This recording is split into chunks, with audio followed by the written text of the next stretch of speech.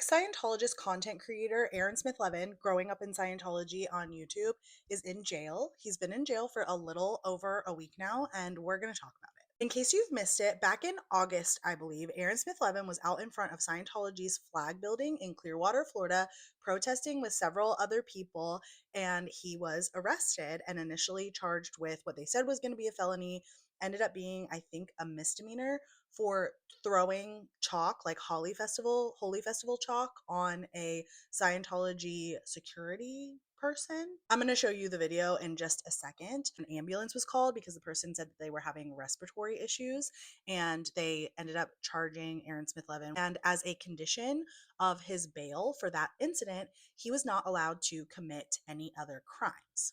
Oh, it's just gonna hit our water barrier, you losers. Yeah. Here you go. Oh!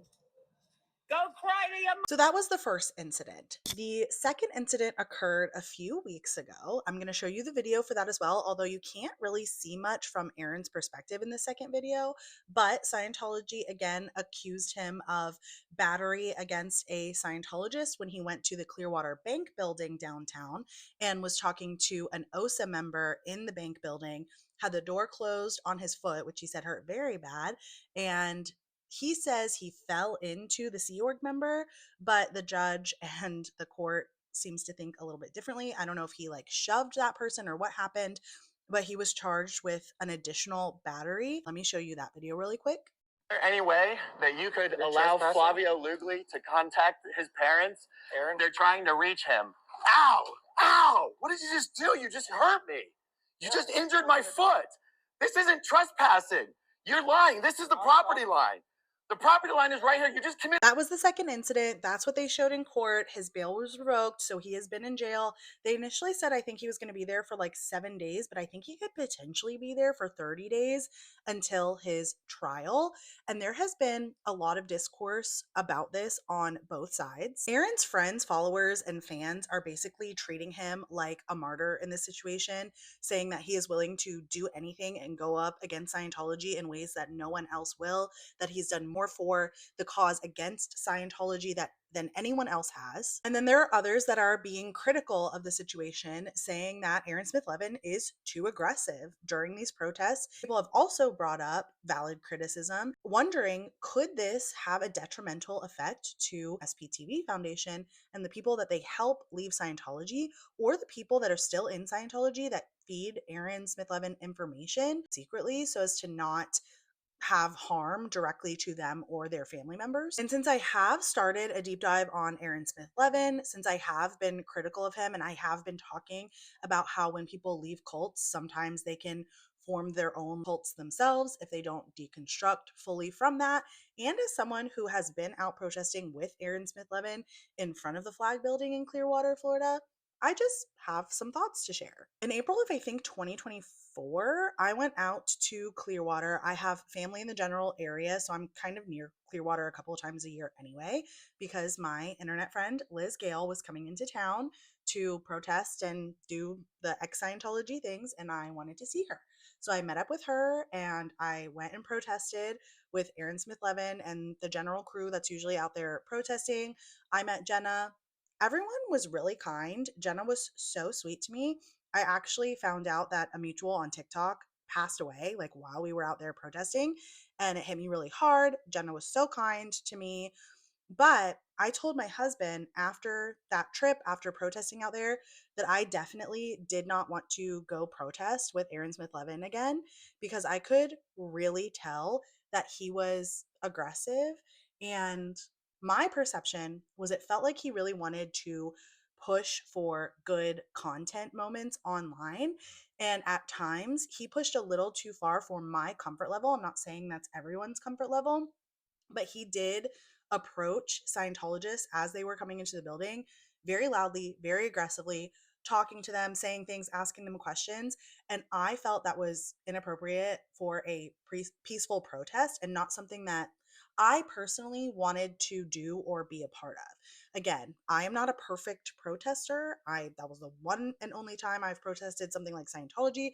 I have been to political protests before, but it just was not my vibe, not something I wanted to do. for my own comfort. So I am 0% surprised that he did something like throw chalk on somebody and get arrested for it, and or get a door slammed on his foot and shove somebody out of the way. That 100% tracks and seems like something that he would do that he probably doesn't think is aggressive, but actually comes off as extremely aggressive. The other thing that is pretty concerning to me and is kind of at the forefront of my thoughts through this whole thing is Aaron's friends and fans very passionately defending Aaron Smith-Levin and going so far as to even attack people who are critical of him. Anytime I see someone's fan base rally behind them so passionately for something that is a gray area at best and at worst harassing behavior, aggressive behavior that Aaron Smith-Levin has a long history of, by the way, I think there are manipulation or coercive tactics at play because Scientology is a bigger organization, obviously way more culty on the culty spectrum. It's about as culty as you can get than someone like Aaron Smith-Levin. And because he speaks out against that, I think it really blurs lines for people and makes it hard to see the inappropriate things Aaron is doing because of the horribly, massively dangerous, inappropriate, coercive, like illegal things Scientology is doing. This is ending up being a way longer video than I intended it to be. I'll probably split it up into two parts for that reason. But one last thing that I did want to say about this, I've seen Aaron's friends and fans say that Aaron Smith-Levin is doing more against Scientology than anybody else ever has. He's done the most for the movement. He is the leader of this movement, even though he says he's not over and over again, but that he started it and he's done so much for all these people to be able to tell their stories on their own, yada yada, et cetera, et cetera. I just don't think that's true. While I think Aaron Smith-Levin has a YouTube channel that has the most followers out of any ex-Scientologist that has created content in this way, does not mean that he is doing more for the movement than against Scientology than anyone else. He is extremely controversial. He has been in scandal after scandal. So it's not always positive things that he is doing or sharing against Scientology. He's also harmed a lot of other ex-Scientologists in the ex-Scientology community. And a community is not just made up of the person that has the most followers or most perceived influence and power. I would argue that everyone else collectively together has done more as a group than Aaron Smith-Levin has done on his own.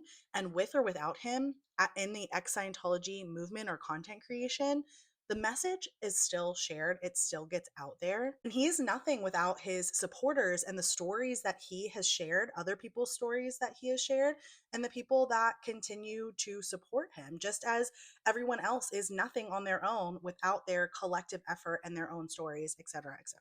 Him having the biggest platform right now should not exempt him from any criticism whatsoever.